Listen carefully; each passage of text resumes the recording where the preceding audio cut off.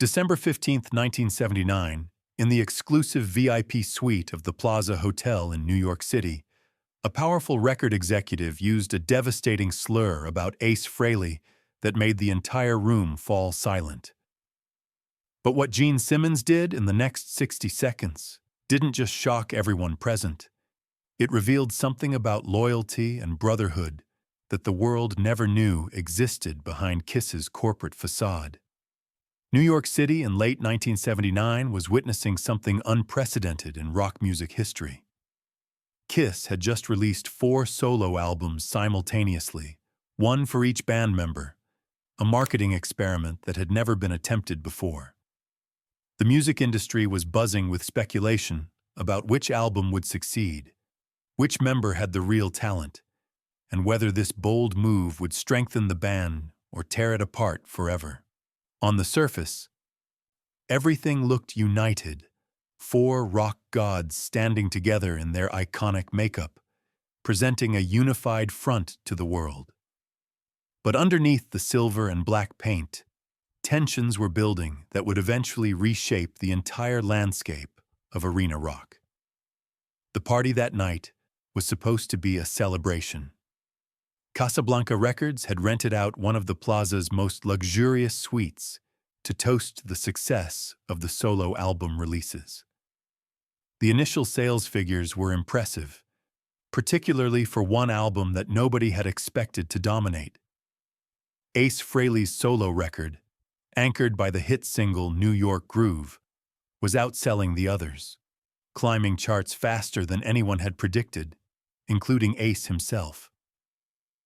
For a guitarist who had always been seen as the quiet one, the space cadet who showed up late and left early, this success was proving something that made certain people very uncomfortable. The suite was filled with industry executives, radio programmers, music journalists, and various hangers-on who always materialized when success was in the air. Champagne flowed freely. The 4 members of Kiss were there, still in their stage makeup from an earlier promotional appearance, surrounded by the machinery of fame that had lifted them from club bands to international superstars. Ace stood near the windows overlooking Central Park, a glass of whiskey in one hand, his signature Les Paul guitar case leaning against the wall beside him. Even in a room full of people, he seemed somehow separate, isolated in a way that had nothing to do with physical distance. His silver makeup caught the light from the chandeliers. The black star painted around his left eye, giving him that otherworldly appearance that fans had come to worship. But behind the makeup, his eyes showed something else, a mixture of satisfaction and wariness, like a man who had just won a battle he never asked to fight. Paul Stanley was holding court across the room, animated and energetic as always. Peter Criss was at the bar, already well into his evening's drinking. And Gene Simmons was doing what Gene did best, working the room, making connections, ensuring that everyone who mattered knew that Kiss was a brand, a business, an empire that would outlast any temporary chart success. The man who walked into the suite around 11 that night was named Richard Vandermeer, though everyone called him Dick, which suited him perfectly. Vandermeer was senior vice president of one of the largest radio conglomerates in America, controlling programming decisions for stations in 40 major markets. He was in his late 50s, tall and thin, with perfectly styled gray hair and a suit that probably cost more than most people's monthly rent. Vandermeer had power, the kind of power that could make or break an album with a single phone call, and he made sure everyone around him understood that fact at all times. Vandermeer entered the suite like he owned it, working the room methodically, shaking hands, accepting congratulations for Kiss's success as if he'd personally created it. Eventually, his circuit brought him to where Ace was standing. Several people had gathered around the guitarist, congratulating him on the success of his solo album, treating him with the respect that comes with having the #1 selling record. Vandermeer pushed his way into the circle, drink in hand, his face already flushed from alcohol. He clapped Ace on the shoulder with exaggerated familiarity, and the guitarist tensed immediately under the touch. "Ace Frehley," Vandermeer said, his voice loud enough to carry across that section of the room. "The man of the hour. Hell of a surprise, I gotta say." There was something in his tone, a condescension that made several people glance at each other uncomfortably. Ace nodded politely but didn't respond. "I mean, we all knew Paul and Gene were the real talents," Vandermeer continued. "They write the songs, they do the interviews, they run the business. But you just show up and play guitar, right?" The circle of people around them had gone quiet. Ace's jaw clenched. "I wrote most of the songs on my album," he said quietly, "and played all the instruments except drums." Vandermeer laughed, a harsh sound with no humor in it. Right. But let's be honest here, Ace." He paused, taking a long drink, and several people started to move away, sensing what was coming. But Vandermeer was drunk enough and arrogant enough not to care. "You got lucky with that song you didn't even write, and the only reason people bought your album is because they felt sorry for you. Everyone knows you're the weak link, the guy who can barely make it through a show without being too drunk or too high. You're basically Kiss's charity case, the pet retard they keep around because you look good in the makeup." The room didn't just go quiet. It went silent in a way that felt physical, like all the air had been sucked out. Conversations stopped mid-sentence across the entire suite. People turned to stare, their faces showing shock and disgust. Ace's face went completely blank. The insult, particularly that last cruel slur, hit him like a physical blow. Years of being dismissed, of being treated as less than his bandmates, of having his contributions minimized, all of it seemed to crystallize in that one moment. His hand started to shake, whiskey sloshing in the glass. But before Ace could move, before anyone else could react, Gene Simmons was there. Gene had been on the other side of the room, but he moved with surprising speed. One second he was near the bar. The next he was standing between Vandermeer and Ace, his 7-inch platform boots making him tower over the executive, his demon makeup somehow looking more menacing than it ever did on stage.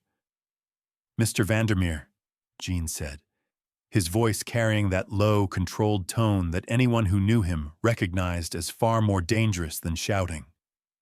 "I'm going to give you exactly one opportunity to apologize for what you just said." Vandermeer, emboldened by alcohol and decades of unchallenged power, laughed. "Come on, Gene. We're all friends here. I'm just stating facts."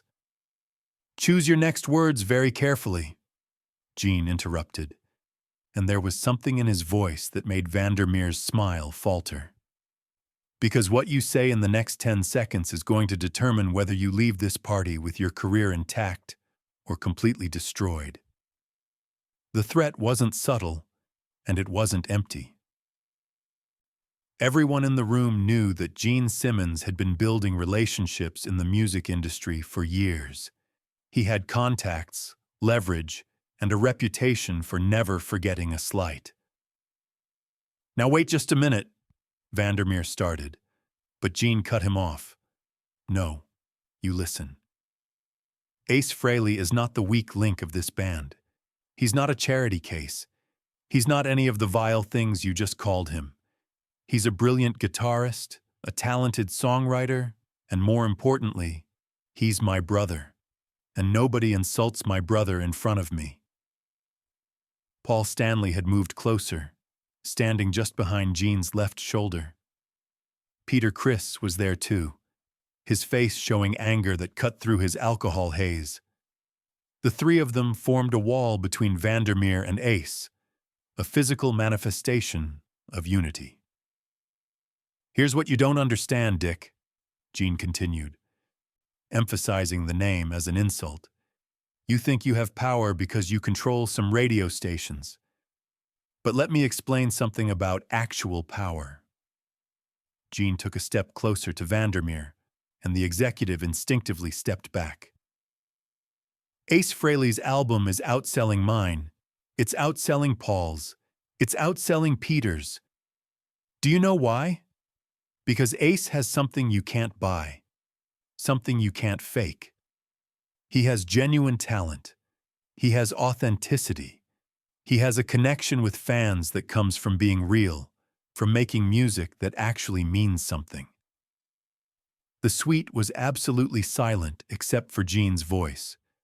Every person was watching, witnessing something that would become industry legend. "My album is good. I'm proud of it. But Ace's is better. And you know what? I'm not threatened by that. I'm proud of him. Because that's what brotherhood means. We lift each other up. We celebrate each other's success. We protect each other from small, cruel people who try to tear us down." Gene turned slightly, addressing the entire room now. "Ace Frehley is the most naturally talented musician in Kiss. His guitar playing defined our sound. When you hear that signature Kiss guitar sound, that's Ace.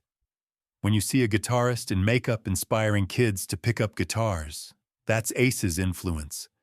And when you hear New York Groove on the radio, remember that it's there because Ace made it great." Vandermeer's face had gone from flushed to pale.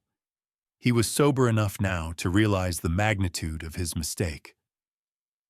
Gene pulled a small notebook from his pocket and wrote something quickly. He tore out the page and handed it to Vandermeer. "That's a list of stations your company controls.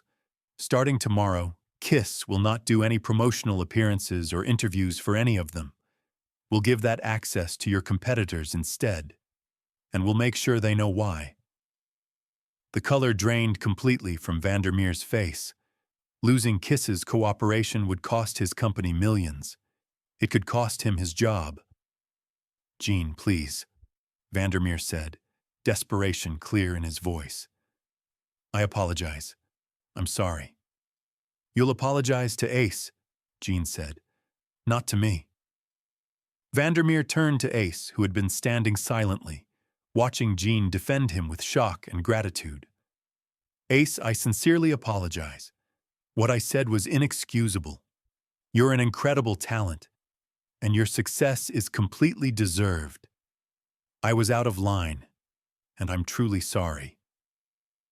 Ace looked at him for a long moment, then nodded slightly. He didn't say anything, just acknowledged it with that small gesture. "Now get out," Gene said. "And if you ever speak about any member of this band with anything less than complete respect again, you'll find out just how unforgiving this industry can be." Vandermeer left quickly, his arrogance completely deflated. Brotherhood revealed. After he was gone, the room stayed quiet for another moment. Then Paul walked over to Ace and put his arm around his shoulders. "You okay, spaceman?" Paul asked, using Ace's nickname with genuine affection. Ace nodded, still processing everything. "Yeah, Gene, you didn't have to do that." Gene turned to face him. "Yes, I did. Because it was the truth.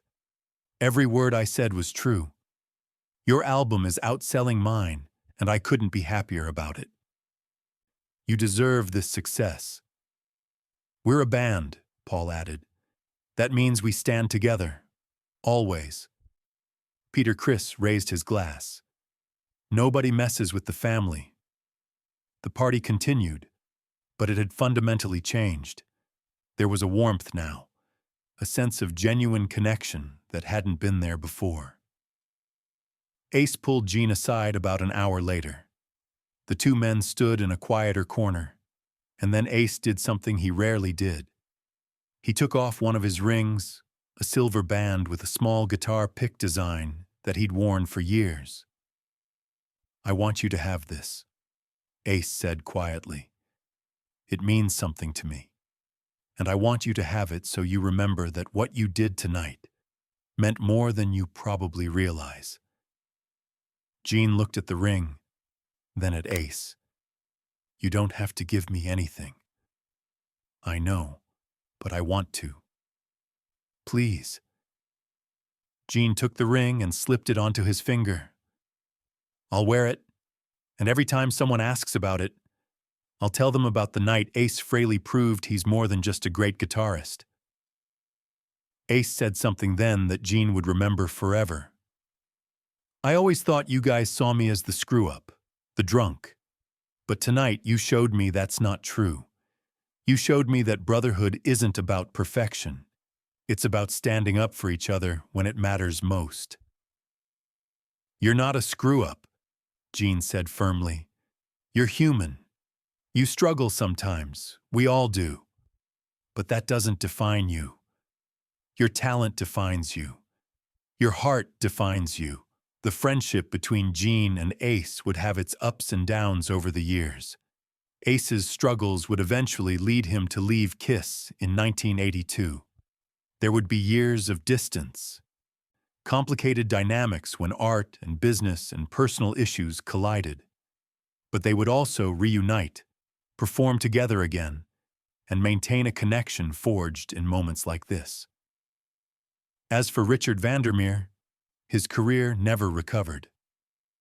Word spread through the industry about what had happened. When his contract came up for renewal 18 months later, his company declined to extend it. He spent the rest of his career in progressively smaller positions. The story became industry legend, illustrating the real dynamics behind Kiss's success. It wasn't just the makeup and fire and spectacle. It was four guys who, despite their differences, understood they were stronger together. It was about defending each other when it mattered, about recognizing each other's worth even when the world tried to diminish it. Decades later, when people analyze Kiss's history, they focus on business decisions and merchandising. But what gets lost is the human element, the genuine bonds beneath the corporate machinery. Ace's solo album success was a turning point, proving that the quiet guy could connect with audiences in profound ways. And Gene's defense revealed something equally important about loyalty and brotherhood. The ring Ace gave Gene was photographed years later. When asked about it, Gene told the story, emphasizing Ace's talent and the solo album's importance. He never dwelled on his own actions, always redirecting focus to Ace's achievements. Today, when musicians talk about being in a band, they reference moments like this. Not public performances or staged photos, but private moments when you stand up for your bandmate, when you defend their worth, when you make clear that attacking one member means dealing with all of them. The lesson extends beyond rock music. It speaks to fundamental truths about dignity, respect, and the courage to defend others. Gene wasn't making a political statement. He was simply refusing to allow his friend to be demeaned, willing to accept whatever consequences came. In a world that often rewards selfishness, that kind of loyalty stands out. It reminds us that success means nothing if we achieve it by allowing cruelty to go unchallenged.